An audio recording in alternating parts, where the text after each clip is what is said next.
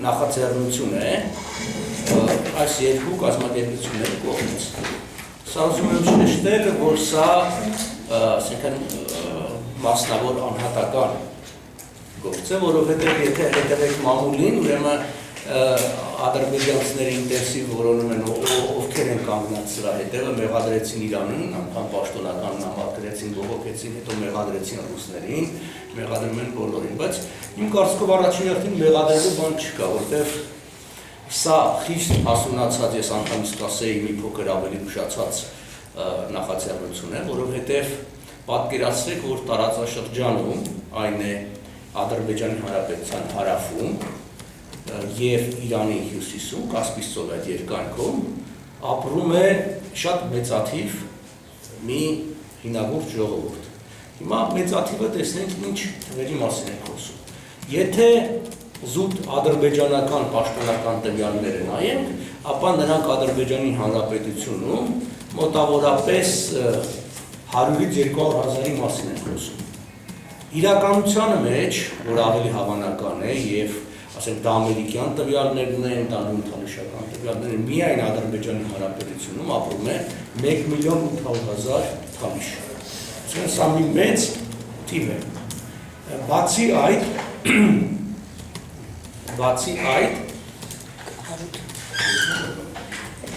պարոն Ասատրյանն եկավ, բացի այդ, նշածս այդ թվին պիտի գումարենք մի մեծաթիվ զանգված թալիշների, որոնք ապրում են նաև Իրանի հյուսիսում։ Մոտավորապես տարբեր թվեր կա, մինչև խոսվում է 3 միլիոն թալիշների մասին։ Եթե անգամ իսկ համարենք, որ այս թիվը ուռճացված է, միևնույն է, նրանք բազմաթիվ մեծաթիվ ժողովուրդ են։ Երկրորդը, այս ժողովուրդը իր մշակույթով և լեզվով իրանական ժողովուրդ է և շատ ավելի հին ժողովուրդ այս տարածաշրջանում բնիկ ժողովուրդ, քան մեր հարևան թուրք ադրբեջանցիները, որոնք երկորեն եկել են շատ ավելի ուշ։ Բնականաբար պարոն Ասատրյանը ավելի մանրամասն կանդրադառնա գիտական լեզվաբանական առումով։ Ես պարզապես մի քանի խոսքով ուզում եմ շեշտել այս ռադիոհաղորդումների կարևորությունը մի շարք առումներով։ Առաջին հերթին ես ուզում եմ շեշտել կարևորությունը մարդու իրավունքների տեսանկյունից։ Գիտեք, որ 20-րդ դարից սկսած, իսկ առավել ևս 21-րդ դարում դա խիստ կարևորվում է, բոլոր տեսակի փոքրամասնությունների իրավունքները կարևորվում են, բայց չգիտեք ինչու ազգային փոքրամասնությունների իրավունքները մի տեսակ երկրորդ պլան են տրվել։ Այսինքն սեռական փոքրամասնությունների իրավունքները կարծեք շատ ավելի կարևոր են, քան ազգային փոքրամասնությունների։ Բայց չէ որ ամեն մի մարդ իր ինքնությունը բաղկացած է տարբեր բաղադրիչներից և իր էթնիկ, ազգային, կրոնական բաղադրիչը խիստ կարևոր է։ Թալիշները ենթարկվում են Ադրբեջանի Հանրապետությունում խտրականության և հալածանքի։ Պատկերացրեք, որ իրենք լինելով այդքան մեծաթիվ չունեն որևէ ռադիոկայան, բնականաբար չեն խոսում հեռուստա հաղորդումների մասին, ունեին մի փոքրաքանակ թերթ, այսինքն Սեդայ Թալիշստան անունով, որը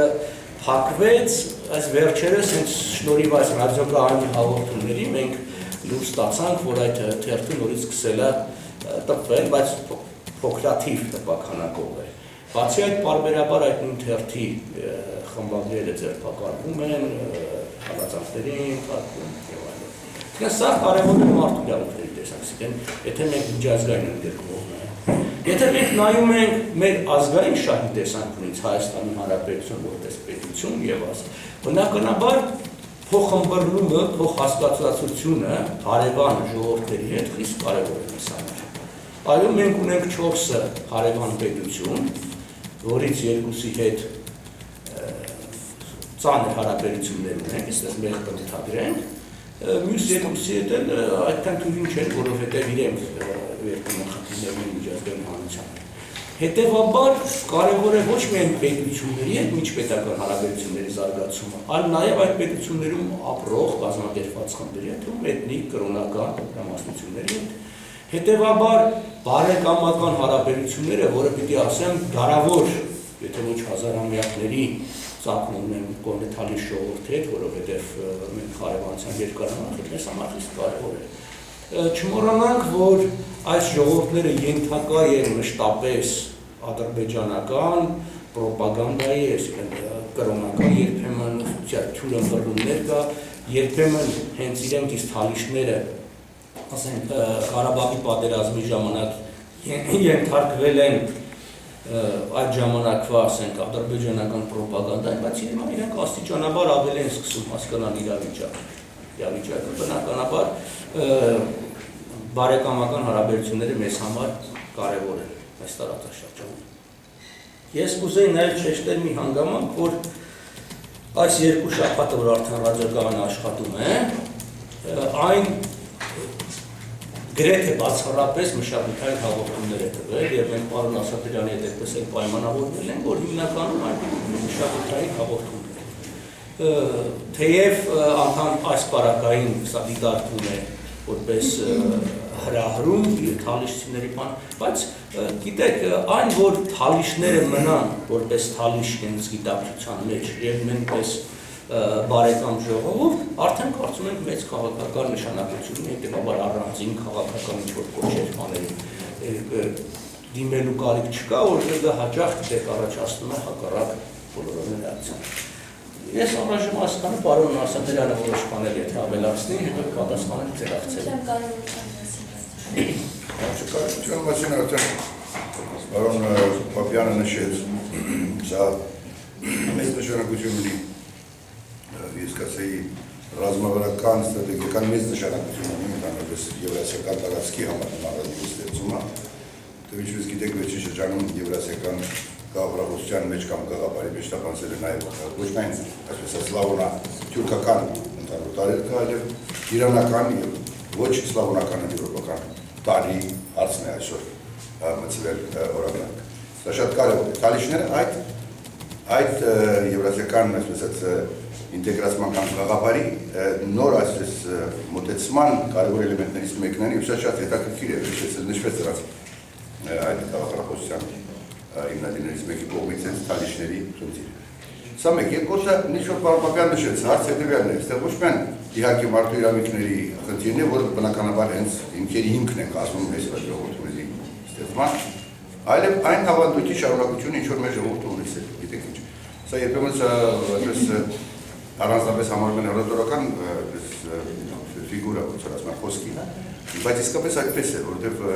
դուք եթե նկատեք 5-րդ դարից մեզ Մաշտոցին հետո գալիս եք, հասնում ենք ավելի ուշ 19-րդ դարը, նայեք տեսեք մեր մտավորական հնչյունների բնակավարման, ուսումնասիրության, նրանց մշակույթի պահպանման, քրդերի, եզդիների, ինչ ժողովուրդ եղել, Հյուսային Կովկասի բնակիչների, Հյուսային Կովկասի, լեզգիների, ավարների, ցախուրների, օրինակ համար, խինալուկների, եւ նրանց մասին ուսումնասիրությունը առաջակապ գրել են ամենադեպս հայ եղանակները, եթե գիտեք ձերակրանը, զազաների մասին էլ չեմ ասում։ Այսինքն սա գիտեք օդից ստեղծված միանգամից երևույթ չէր թալիշական ռադիոն երկար տարիների տեխնաջան աշխատանքի նաև միևնույն ժամանակ տրամաբանական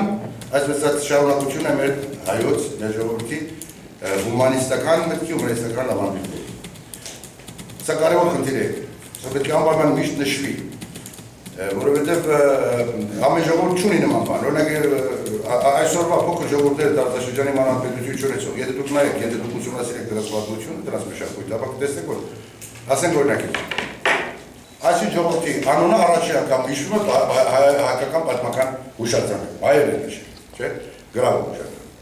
Կամ այս ժողովրդի մասին առաջին անգամ այսպիսի կարևոր տեղեկություններ տալիս են հայկական աղբյուրները, ոչ մի ուրիշ աղբյուր չի տալիս։ Հայ հեղինակները հնուց մինչև այսօր իրենց դիտողականության, իրենց այդպես առաքելության, այսպես միսիայի, գաղափարի կրելու այդ զգացողությամբ մշտապես դրդել են դեպի հարևան ժողովուրդները, ինչ որ բանով ունեն, ինչ որ բանով տարածել։ Քրիստոնեության տարածումից սկսած մինչև այսօր։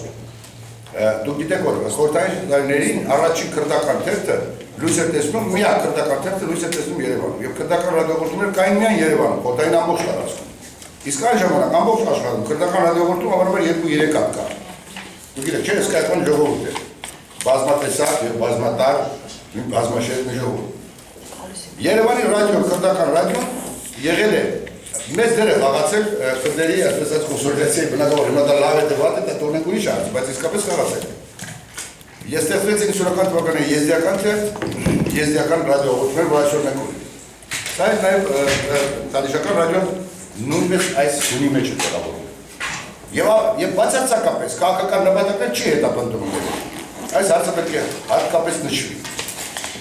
Ինչ որ մեղադրանքներ հնչում են Ադրբեջանի սեպարատիզմի եւ այլի մասին, դա ոչ թե հանվի, ես կարծում եմ, դա պետք է կամ այսինքն դա մեր խնդիրը չի, հալի ժողովրդի խնդիրն է, հալի ժողովրդին պետք է որոշի իր ապական երջանկատակը։ Շնորհակալություն, հարցեր Ձեզ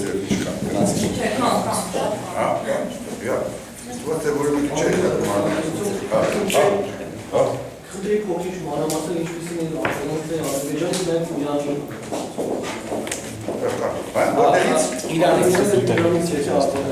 Իրանից առանձնապես արձագանքը չկա, բայց արձագանքը որն է, ժողովրդի մեջ տարածվել է, բայց Ադրբեջանից դուք գիտեք ինչպիսի մեծ արձագանք եղավ, այնտեղ ուրեմն եւ պրովոկացիա արեցին, կազմակերպեցին Հարավային Ադրբեջանի ազատագրելու կոմիտեի, այսպես ասած, ժողով կազմակերպեցին, հատուկ Իրանի, Պարսկաստանի, այո, մարտի 30-ին, որին հետևեց Իրանի նոտան Ադրբեջանին եւ դեսպանին կանչեցին արտգործնախարարություն եւ պատասխան պահանջեցին։ Իսկ դրանից առաջ ադրբեջանցիներն էին ամբողջի նամակել Իրանի կառավարությանը, դեսպանության ամենանդեպս, որի հետևանքով ելույթ ունեցավ Իրանի ուրեմն Իրանի Իսլամական Բաքվում դեսպանատան ներկայացուցիչ եւ ժխտեց որևէ կապ այս ռադիոյի հետ։ Շատ հետաքրքիրն է, որ սրանք ուրեմն կամ մեղադրում են Իրանի, այս ռադիոյի հետ կամ Ռուսաստանին, զավեշտական ինչ-որ բան է։ Ինչու, որտեղ իրացնում է, թե Հայաստանը չի կարող ունենալ այդպես ստրատեգիական վիդենիա, մոտեցում խնդրին, Հայաստանը ընդհանրապես չունի եւ դա պետք է տրամադրվի երրորդ ուժի կողմից, այդպես չէ։ Ես սա եմ շեշտել, գիտեք, առաջին ասկից սա կարող է թվալ, թե ինչ ամյատ ինչ-որ ռադիոհաղորդում է, ռադիոկայանապան, բայց սրա կարևորություն նաև նա է, որ սա ըստ էության մեր անկախության տարիներին առաջի դեպքն է, երբ որ Հայաստանի Հանրապետությունը գոնե, ասենք, հասարակական կազմակերպությունների մակարդակով ինչ-որ նախաձեռնություն ունի, որը տարածաշրջանային եւ ավելի մեծ հետևանքներ կարող ունի եւ նշանակություն։ Սա է, որ որևէ ձև ադրբեջանցիները չեն կարողանում իսկապես մտածել, որ սա հայերի արածն է։ Ցավոք սրտի մենք բոլորի աչքին այնքան ենք ընկել, այս մանրախնդիր խնդիրներ դնելով անգամ արտաքին քաղաքականության մեջ, երբ որ